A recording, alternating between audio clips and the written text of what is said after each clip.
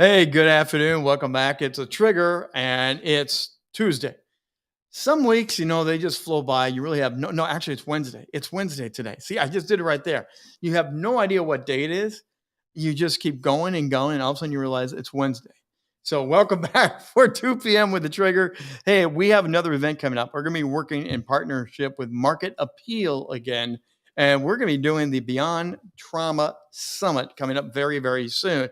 We're going to have several guest stars coming up over the next several days to highlight the Beyond Summit event, talk about what they're going to share and how they're going to be involved with this. And you're going to want to mark your calendar. You're going to want to register. And by the way, I'm going to share this right now, but we have a registration link for the summit. If you want to register for Beyond Trauma Summit, grab your phone and scan that QR code that will take you right to the landing page and learn all about it. Plug in your information. We'd love to have you join us. It will be a live virtual event over a course of several days. Shannon Peel will be back, and I will be there as well, hosting and co-hosting together. So you don't want to miss that. And we'll have that back up on our screen here in just a few moments. Don't forget, as always, we're here to help you shine on camera, shine on stage. To better help you amplify your message, your brand as a go-to expert. And that's all part of the Beyond Summit that's coming on up with the Beyond Trauma. These are experts in their field. They have vast knowledge, personal experience. And without any further ado, we're going to bring in Kristina Heagh-Avritt. And Christine, welcome to the show this afternoon. And you're the first of several coming up to talk about the Beyond Trauma Summit. What do you think about being a part of this summit, first of all? First of all, I'm super, super excited. It is amazing the amount of people and the group of ladies that will be coming together to share, to help ladies move beyond. And that's the key word, beyond trauma. We're not going to talk a lot about trauma. We're going to figure out how to help move ladies forward and go past and have a better, more fulfilling life. Trauma, just saying the word trauma brings up also the images and pictures of tragedy, pain, angst, or being stuck. And I like that you're flipping the other way of, we're going to admit is trauma, but you don't have to stay there, right? Correct. Exactly. Yeah. We want to make sure that we're giving people the tools and the tips and the tricks to move forward, to, not be stuck there. Yes, you absolutely admit it happened and you work through it, but then you move forward and have a joyful, successful life. Now, that's one of the things Shannon and I spent a lot of time on as we talked about collaborating on this, was with these summits that we're doing, we want real tools. We want practical tips, maybe a PDF, maybe a worksheet, maybe a book.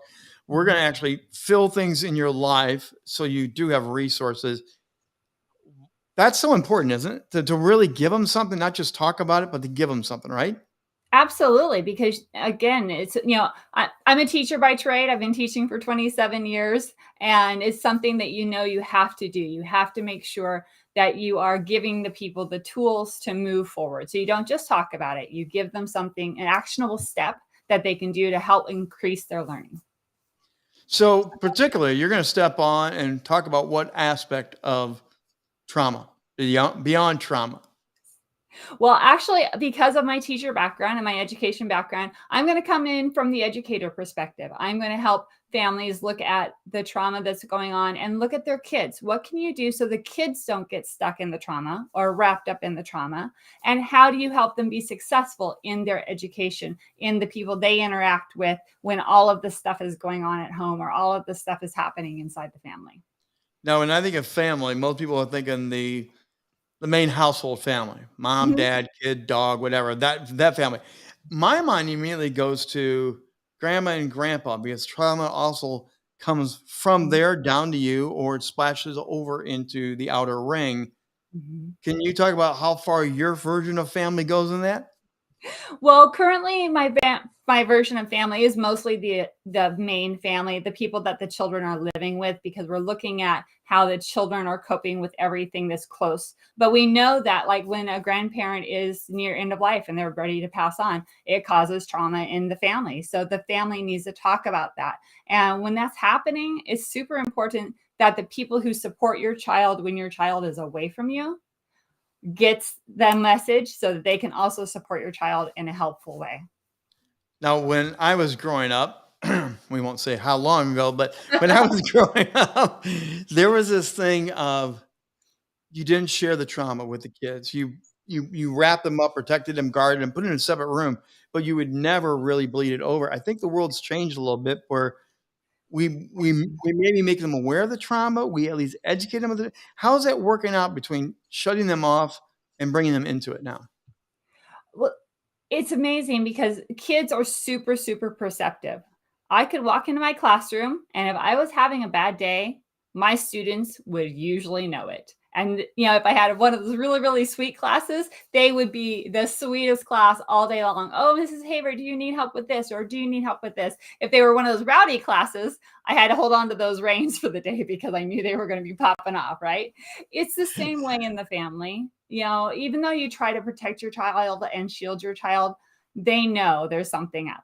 So instead of letting them wonder and worry about, did I do something wrong? Is there something that I'm not doing up in the house?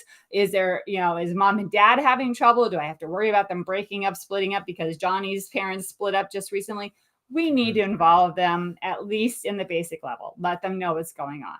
And, it helps them understand when mom and dad are having a bad day, when they're having a bad day, when somebody has to leave out of town unexpectedly. So yeah, it needs to be shared in a way that's good for them and that they can process and not get stuck in or create their own trauma because of it.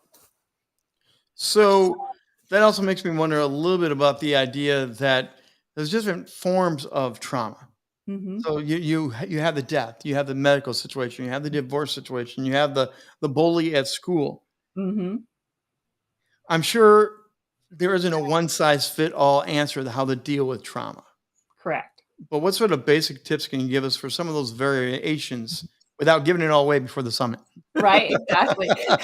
Well, yeah, I mean, the biggest thing, and you'll hear me talk a lot about, is communication and making sure you're checking in with the feelings of the child and what's going on. Whenever like there's someone close to death, I was always appreciative when a parent would send me an email and say, hey, grandma's not doing very good. It's going to be rough the next week or so, just to let you know. And then also, oh, hey, the dog passed away last night. And I'm sorry, these are not great examples, but that's what I live with every day in my classroom, And so just letting me know so that if the child was down or the child needed a break, it was, let them know, take a break. Exactly. So just that communication is super big. And, we don't like to air our dirty laundry, and I'll talk more about that also. Mhm. But guess what? There is a support group that needs to know what's going on. Well, and so that's the how far do you let that go out? Because Mhm. trauma is often perceived or felt. This is very personal. We Yes. don't talk about it with other people, but like you just said, there is a other ring. They're ready to help you, and we often don't let them do that. Exactly. How do we work through that? It reminds me of one of the last times I had a really deep coaching session with one of my parents. She was calling up on the phone and she's talking. She's like, my child won't do their schoolwork. They won't engage with class curriculum. They won't do anything. And this happened to be during COVID when we were online and all of that. And so I was really in a coaching role at that point with parents because they had to do a lot more at home with their kiddos because I couldn't be in the classroom with them.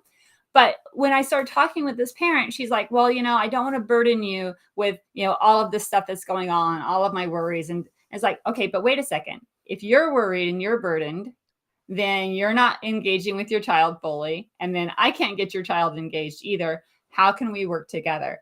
And it was really amazing how after I talked with the mom and she was actually able to kind of break down for me a little bit. She wasn't talking to her therapist. She wasn't talking to somebody else in the household. She was able to confide in me a little bit and say, hey, this is where I'm really having struggles, that we were finally able to problem solve. Okay, awesome. If you're having this struggle, then how can you do A, B, or C with your child to help them not struggle? So again, it's, teachers are super busy and teachers don't have time to be a coach and a counselor like all the time. But I was able to be that during that time period when we had a little bit more one-on-one time.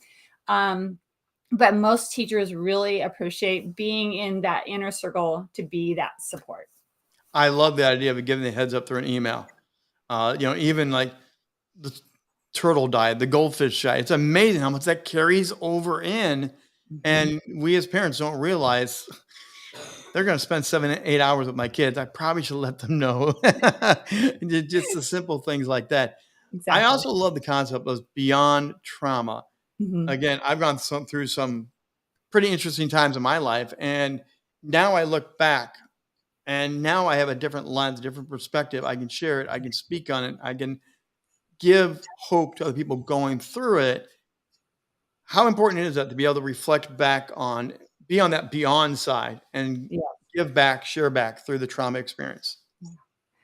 Again, another story that pops into mind is, dealing with those kiddos, dealing with those parents through all the different years. Later in my teaching career, when a child would come back and say, I really appreciate those days when you let me do A, B, and C because I was having a rough time at home. Or the parent that comes in and says, oh, you know what, we really couldn't have made it through this really rough part in our divorce or our whatever was going on without the support of you. And so hearing that later and knowing that they did come out better on the other side, and knowing that, I was able to support in a small way and make that happen is really, really heartwarming. And then it's really awesome to see because you know that there's an impact on the future.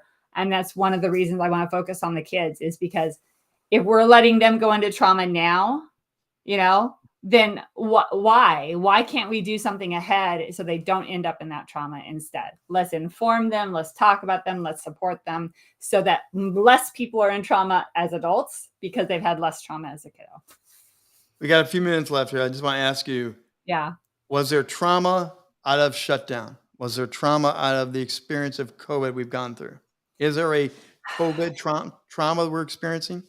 Unfortunately, yes. Yeah, there is. When you talk to kiddos and parents and families, the things that they had to, the way they felt isolated lots of times, and then how the kids couldn't interact and be with other kids lots of times. And then just, of course, unfortunately, our political scene, I don't want to go too political, but, the fighting back and forth about what was right, wasn't right. All of that has impacted our kiddos.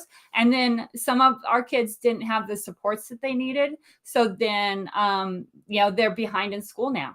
And so they're dealing with a different kind of trauma because now they're feeling behind their peers and things like that. So unfortunately, we are dealing with trauma that came out of that. And the best thing to do is make sure that you're asking for help, getting support, checking in with your child. Don't let them flounder and be so upset that, oh, I can't do this or this or this. Let's figure it out. And that's one, my passion is helping families develop through family development and education, possible alternatives, because some of the times our schools aren't doing what families need for them right now. So some families want to look at alternatives and say, hey, can I do something a little bit different? Kristina Heagh-Avritt, she will be a part of our Beyond Trauma Summit. What day are you going to be speaking? Or are we still working that out? I believe I'm on March 7th, which I believe is Tuesday. And so I'll be one of two speakers that morning. Wonderful. And what's going to be the title of your topic? Helping your kids through trauma, or not. Yeah, not. Oh, it goes back and forth a little bit. But it's all about the kids and helping them beyond trauma. Great, Kristina. Thanks for taking the time today. We will see you at the summit. Again, use that barcode right there. Grab your phone, scan that, and then register to join us. It's going to be an amazing event, a very special week.